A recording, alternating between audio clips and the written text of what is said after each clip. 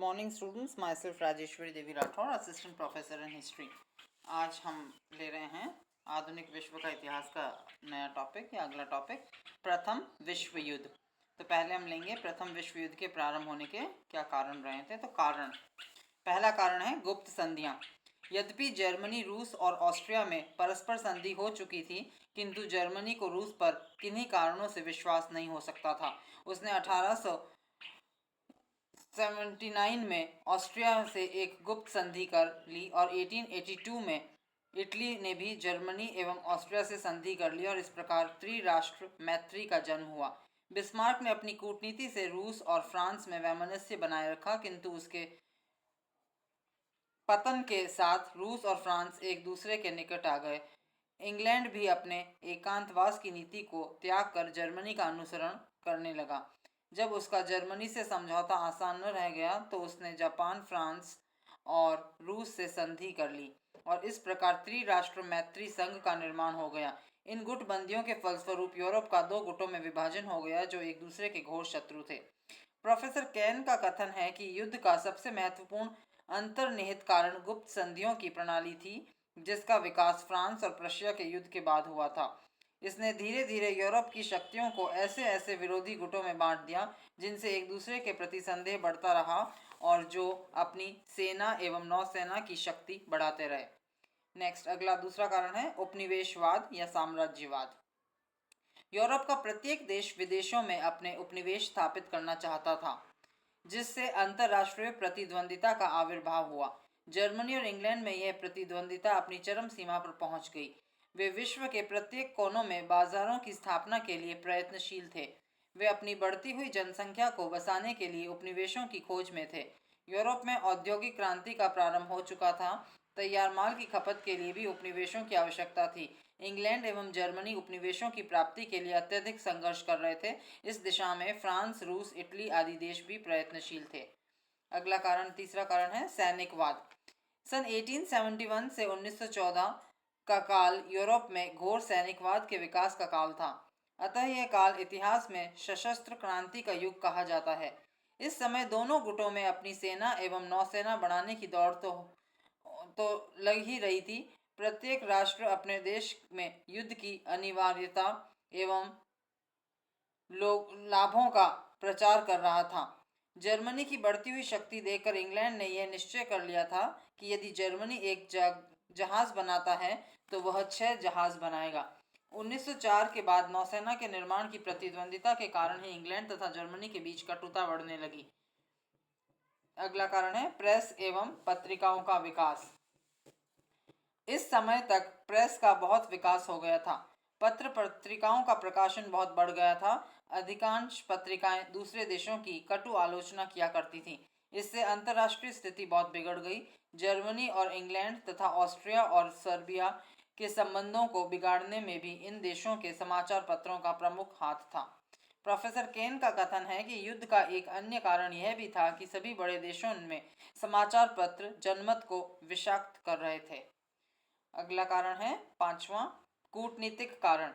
कूटनीति के दावपेचों ने भी अंतर्राष्ट्रीय तनाव को बढ़ाया था। बिस्मार्क ने जर्मनी में त्रिगुट की स्थापना की, जिसके प्रत्युत्तर स्वरूप त्रिराष्ट्र मैत्री का जन्म हुआ और उनमें परस्पर कभी बाल्कान प्रायद्वीप के प्रश्न को लेकर तथा कभी मोरक्को की समस्या को लेकर तनाव बढ़ता ही गया।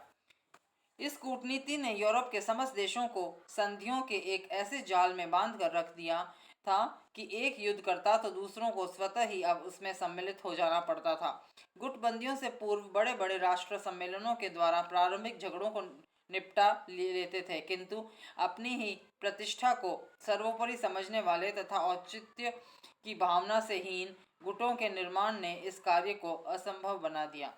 अगला कारण है छठा, फ्रांस की प्रतिशोध की भावना। जर्मनी ने 1871 ईस्वी में फ्रांस के अल्सेस एवं लॉरेन प्रदेशों पर अधिकार कर लिया था।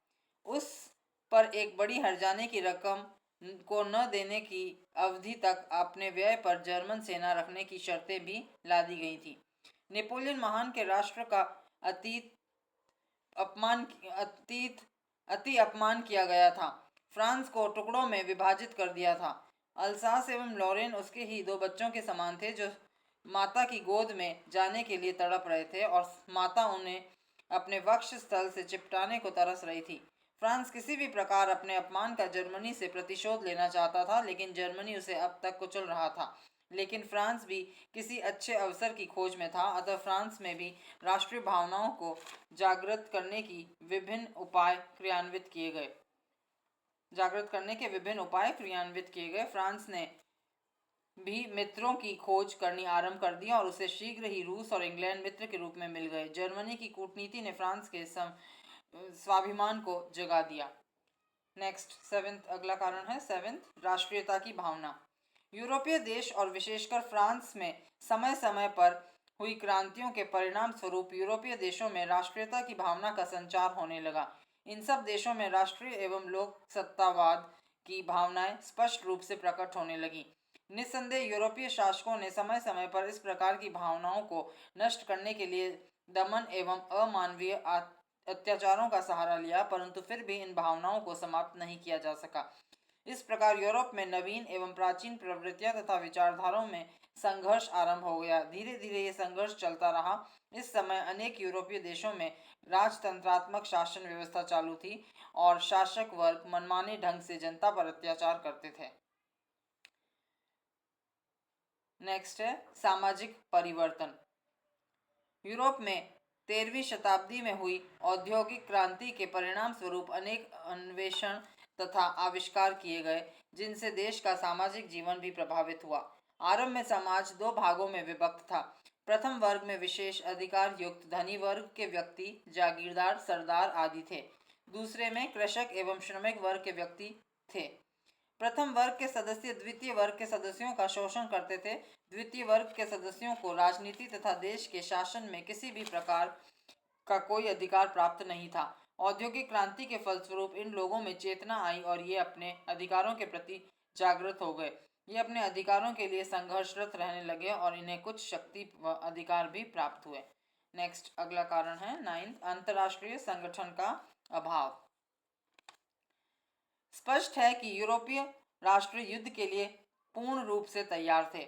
इन परिस्थितियों एवं वातावरण में उनको कोई युद्ध से रोक सकता था तो वह केवल एक ऐसी संस्था हो सकती थी जो युद्ध करने वाले राष्ट्रों के मध्य मध्यस्थता करके उनके झगड़ों का शांतिपूर्वक निपटारा कर सकती। इस प्रकार अब राष्ट्रों ने अनुभव करना आरंभ कर दिया कि अंतर्राष्ट्रीय न्यायालय की स्थापना की जाए जो निष्पक्ष रूप से उनके झगड़ों को समाप्त कर दे। इसी उद्देश्य से रूस के जार ने हेग में 1898 ईस्वी में एक अंतर्राष्ट्रीय सम्मेलन का आयोजन किया। जनता को इस सम्मेलन से बड़ी बड़ी आशाएं थी, किंतु किन्हीं विशेष कारणों से यह सम्मेलन असफल रहा। 1907 में एक अन्य सभा का आयोजन किया गया और अंतर्राष्ट्रीय न्यायालय की स्थापना की गई। इससे अनेक झगड़ों को शांतिपूर्वक दूर किया, परंतु फिर भी वह महायुद्ध को नहीं रोक सका। अगला कारण है टेंथ, विलियम द्वितीय की अयोग्यता। जर्मनी का सम्राट विलियम द्वितीय एक अयोग्य शासक था। वह किसी देश से अंतर्राष्ट्रीय संबंध स्थापित करने को तैयार ही नहीं होता था। अपनी महत्वाकांक्षा से वह सदा गर्व से अंधा रहता था। वह जर्मनी को विश्व का सबसे शक्तिशाली देश बनाने के लिए प्रयत्नशील था। उसने सामुद्रिक शक्ति का विकास इंग्लैंड से भी बढ़कर करना चाहा। इंग्लैंड अपनी नाविक शक्ति को सर्वश्रेष्ठ रखना चाहता था।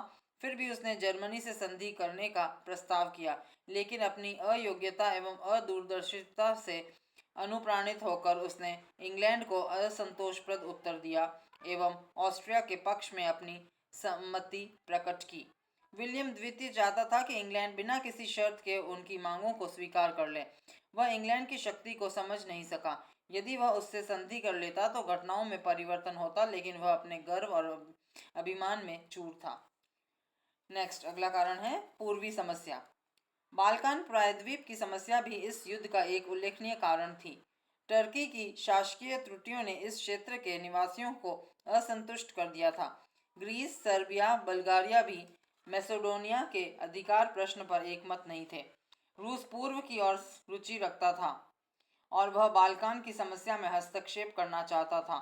अतः अन्य राष्ट्रों में परस्पर तनाव उत्पन्न हो गया, जो कि महायुद्ध का कारण बन गया। नेक्स्ट, ट्वेल्थ, अगला कारण है ट्वेल्थ, इटली की आकांक्षाएं। इटली ऑस्ट्रिया हंगरी के अधिकृत ट्रीस्ट के बंदरगाह के समीपवर्ती क्षेत्र पर अधिकार करने का इच्छुक था, क्योंकि इस क्षेत्र में इटालियन निवास करते थे। इटली की जनता भी इन प्रदेशों को अपने देश में सम्मिलित देखना चाहती थी और अपने देशवासियों से संपर्क स्थापित करने के लिए अत्यधिक इच्छुक थे। इटली की जनता ने इसके लिए आंदोलन का प्रारंभ किया। इस प्रकार यूरोप में युद्धों के बादल सघन होते गए। नेक्स्ट 13 कारण है अंतर्राष्ट्रीय संकट। 1905 से 1914 तक अनेक अंतर्राष्ट्रीय संकट उत्पन्न हुए, जिन्होंने यूरोप के वातावरण को तनावपूर्ण बना दिया। उनमें सबसे पहला था रूस जापान युद्ध। 1904-1905 में जापान तथा रूस के बीच युद्ध हुआ, जिसमें रूस की पराजय हुई। इस पराजय के फलस्वरूप जब रूस को सुदूर पूर्व में विस्तार करने का अवसर नहीं मिला, तो उसने बाल्कान क्षेत्र में प्रभाव बढ़ाना शुरू कर दिया, जिससे बाल्कान क्षेत्र की स्थिति विस्फोटक हो गई। इस पराजय के बाद रूस इंग्लैंड से संधि करने के लिए बाध्य हुआ, जिससे गुटबंदी को प्रोत्साहन मिला। दूसरा है बोस्निया संकट। 1908 में ऑस्ट्रिया ने बोस्निया तथा हर्जेगोविना को अपने राज्य में सम्मिलित कर लिया। इससे सर्बिया को प्रबल आघात पहुंचा, क्योंकि इन दोनों प्रदेशों में सर्ब लोग की आबादी अधिक थी। रूस ने भी सर्बिया का पक्ष लिया था तथा ऑस्ट्रिया को युद्ध की धमकी दी, परंतु जर्मनी ने अपने मित्र ऑस्ट्रिया का पक्ष लेते हुए रूस को चेतावनी दी कि ऑस्ट्रिया पर किया गया आक्रमण जर्मनी पर आक्रमण माना जाएगा। जर्मनी की चेतावनी के कारण रूस को अपमान के घूंट पीकर चुप बैठना पड़ा, परंतु इस घटना से रूस तथा ऑस्ट्रिया के बीच शत्रुता बढ़ गई। अब नेक्स्ट है तात्कालिक कारण। 28 जून 1914 को ऑस्ट्रिया के राजकुमार ड्यूक फर्डिनेंड की बोस्निया में कुछ क्रांतिकारियों के द्वारा हत्या कर दी गई। इस पर ऑस्ट्रिया ने, जो सर्बिया पर आक्रमण करने के लिए किसी अवसर की ताक में था, इस हत्या का सारा दोष उसी पर लाद दिया और जर्मनी से सहायता का आश्वासन पाकर ऑस्ट्रिया ने सर्बिया को युद्ध की चुनौती दे दी। इधर सर्बिया को रूस से सहायता का आश्वासन मिल गया, फलतः उसने ऑस्ट्रिया की अनेक शर्तों को ठुकरा दिया। अतः 28 जुलाई 1914 को ऑस्ट्रिया ने सर्बिया के विरुद्ध युद्ध की घोषणा कर दी। दूसरी ओर जर्मनी ने ऑस्ट्रिया का पक्ष लेते हुए रूस के विरुद्ध युद्ध की घोषणा कर दी। 8 अगस्त 1914 को जर्मनी ने फ्रांस के विरुद्ध युद्ध की घोषणा कर दी। इस प्रकार प्रथम विश्व युद्ध का सूत्रपात हुआ। इस प्रकार तात्कालिक कारण से विश्व को प्रथम महायुद्ध का भीषण और विभत्स दृश्य देखना पड़ा।